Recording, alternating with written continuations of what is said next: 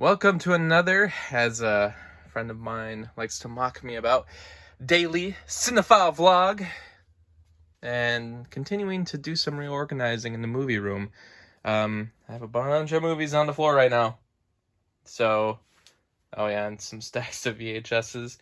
Gotta add them looking at me over there as well, as always. But yeah, I think what I have going on now is I'm continuing the idea of keeping certain types of movies together, and then not using this shelf anymore, though. I'm still going to utilize this shelf, but right now you can see most of the stuff that's alphabetized is still on there, but I'm picking out the movies for where I want to group things together, because I want to kind of do this for a long time. It's mostly for franchises like, like Criterion. I like having those all together. I like having all my Disney animated films together. It just makes more sense in my head. Same with like the Marvel films. And then to go even as far, I like keeping my Spielberg, Tim Burton stuff together. I even have the Christopher Nolan work there. And I think I'm going to keep pulling out directors, grouping their stuff together. I'm definitely going to do it for Hitchcock. That's kind of a big reason why I want to do it, because it's like when I want to watch a Hitchcock film, I want to watch a Hitchcock film, man. I got to go find where the Hitchcock films, though. And yeah, some of these are grouped together, but a lot of them are spread out elsewhere. And I don't know exactly what's going to happen after this, because I know a lot of it's still going to be alphabetized, but I have some different ideas. I'm thinking of maybe keeping all the animated films together in just one section. And then I'm thinking horror would be another great one to just keep all together, but I don't know if I have enough horror movies to do that. But also another idea I've thought about is, what if I just grouped everything together by decade? Go by the decades that the films came out. And that one would be a little tricky just because some franchises go on so long. I mean, like, for instance, the Fast and Furious franchise has been going on for 20 years. You got to throw it into 2 decades for sure. You got other films like, like 007. Not that that big box is actually sitting up there. But if I had them like in a bigger box set that was actually on the shelf, kind of like in maybe like a case like this, I can't really spread it across all the different decades. There's a couple franchises like that, like this Mad Max set. That would be spreading across the 70s, the 80s, the 2010s. So it's like, I don't know if I really want to do that, but I don't know. We'll see. For the most part, I think I'm going to end up doing it alphabetized, besides grouping some other animated films together and some other collections that I can think of. Because I do have all the Criterion works here. I'm sure there's still more Criterions out here that I haven't picked out of yet. And then, of course, my smaller Shout Select collection. And here's a case where, I like to group franchises together, but, the Pink Panther set's right here. I like to kind of keep it over here, though, because it's kind of funny to me that all of these right here, this big group of Shout Selects, are all out of print and are all very expensive now. I actually happened to get these all before they went out of print, so there's just like a handful of like very expensive movies right here. But if I were to do things grouped together by franchise, maybe I would have them join the rest of the Pink Panther films that are right there. But we'll get there when we get there. For now, I've been kind of saying that if something's in the Criterion collection, but I need to throw it into a director's collection, I'll do that. Like here, following is with the Christopher Nolan films. It supersedes that collection, if that makes any sense. And that's going to happen with the Hitchcock films that are in there as well. So all the Criterion films are not necessarily going to be together, I don't think, in the end. But I could change my mind about that. Go back and forth on it. But one of the ideas I really am happy to finally do is I have all the Marvel films together. These are the Marvel Cinematic Universe films in order of release, because that's how I prefer to watch them. I think that's the best order. I think most franchises should just be watched in order of release. And then I have the last one here, Spider-Man Far From Home. That's the most recent one anyway. And then I have the Spider-Man films from Sony, including Venom. This will make more sense once Venom 2 is released, and Morbius as well is on Blu-ray, so I can group everything together. So it would make sense that this is like the Sony Spider-Man universe.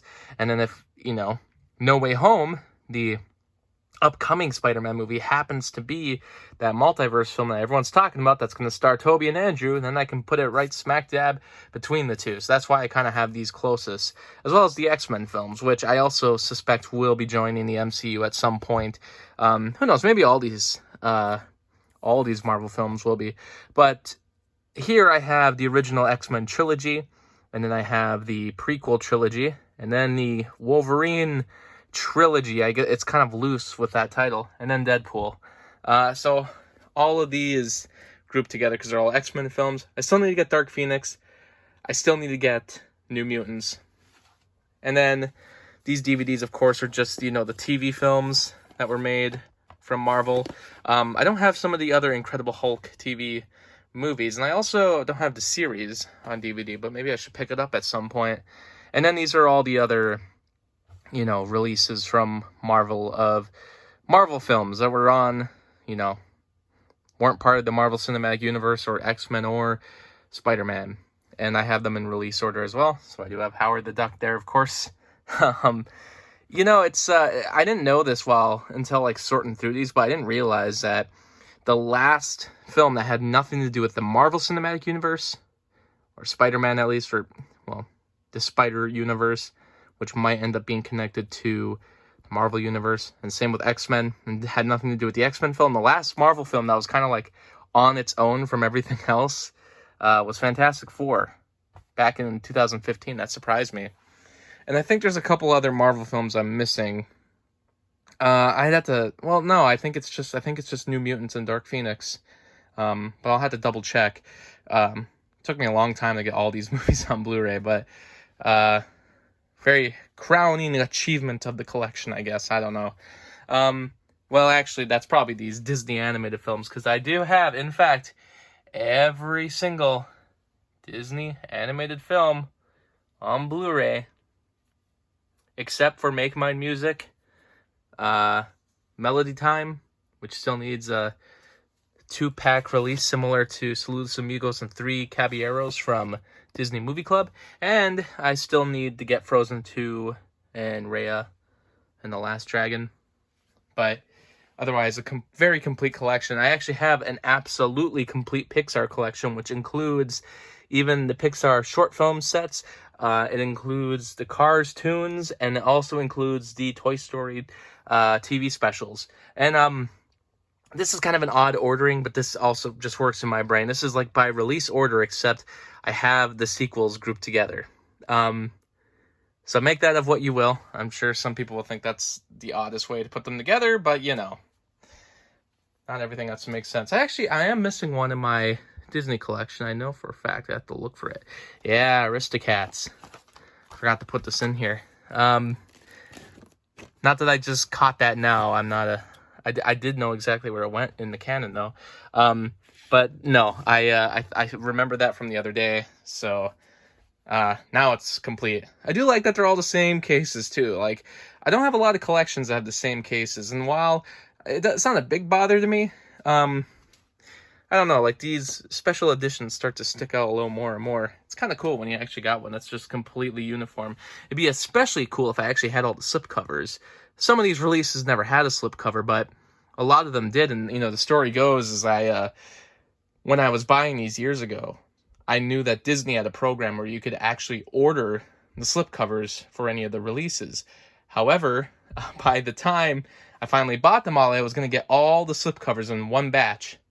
They didn't do that program anymore. It didn't exist. So I was never able to get the slipcovers. At this point, I don't really care about slipcovers anymore. But at the time, I was like, it would have been cool to have them all with slipcovers. And I almost did. It's just, it happens. I do have my Batman collection as well. Not complete at all. Some of the films have been taken out because, for instance, I took out my Diamond Lux edition of Batman, and I put it with Tim Burton's work right here. And it kind of makes me want to get a separate special edition of Batman Returns, just so I can slip it in here, because I'm going to leave this here. I did take the Dark Knight trilogy out, because right now I have these in release order as well, starting with the Batman serials, the TV show, the movie. I don't have the first Batman animated film, because this is the only point where I broke it, but I actually have the animated Batman films with Burt Ward and Adam West reprising their roles here next to the other Batman stuff. So if I get the first one, actually, Return of the Caped Crusaders, I'm going to put it right there and keep these all together. Then the Tim Burton stuff, the animated show, Batman Beyond the movie, Return of the Joker, and then all the other animated films in order of release. Plus, Batman v Superman, which I do very much consider a Batman film, which is here, but that's going to end up changing. I always kept it with my Batman stuff, but I also kept the Dark Knight trilogy with the Batman stuff. But since Christopher Nolan happened to direct all three of them, I figured, you know what, I'm going to smush them into the Christopher Nolan collection, because why not? I figure since he actually did make them all, they might as well, they can all be taken out. Like, if only one was being taken out, that'd be a little weird. That's why I didn't, take Batman Returns out of this case. Because I can, these are just, individual cases that are inside, but I just figured I'd leave it alone. I do have this Diamond Lux edition, so it was this was kind of a double dip anyway. I've always held on to it along with that whole set that has the first Batman movie, but I figured I could keep that here, and my thought process is crazy, I know. But once I get all the DCEU films together, and I'm going to put them up here as well, this will be going with all the DCEU films in order to the best of their ability. And I do have all the DCEU films if I went to look for them. The only one I didn't get yet is Wonder Woman 1984. And then it's a matter of, do I include Joker with that? Well, if anything, I should just have all the DC films together. So I'd have to go get the Superman collection. I have Supergirl on Blu-ray. I can't even think of any other DC films besides, all of these ones. Some of the other animated ones that I own, and the DCEU films. I can't even think of any other DC films that I own. Yeah, that'll be a hard one to figure out. And I've actually done videos before on my entire Spielberg collection, which just is an absolutely complete Spielberg collection. I do think they have a new edition of Close Encounters out there that actually has more special features, but I'd have to double check on that. I'm not sure if that's going to be worth double dipping on to get the 30th anniversary edition. I'll have to do the research, but everything else is basically the best edition to get of every release. Even this Ready Player One, this is the edition that was released at Target that did come with an exclusive Target disc. So I even have that one. And I like Ready Player One. It's been way too long since the last Spielberg film. I also have a 100% complete Tim Burton collection, including the most recent Dumbo, which is just a god-awful movie, but it's probably his worst movie that I can think of. Probably easily his worst movie. But yeah, this is a complete collection. And yeah, again, I'm in need of a new Tim Burton movie. I know that West Side Story is coming out, so I get that from Spielberg, but I don't know what's coming next from Tim Burton.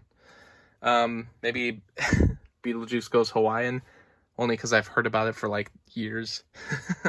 I know that's not the next one, but that'd be great.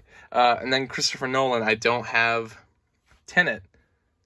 And then I start with the D's because that's where they were originally. But yeah, I got to do some more organizing here, and I'm not quite sure yet what to do, but just watching some future videos, and I'm sure I'll have something more figured out. Thanks for watching.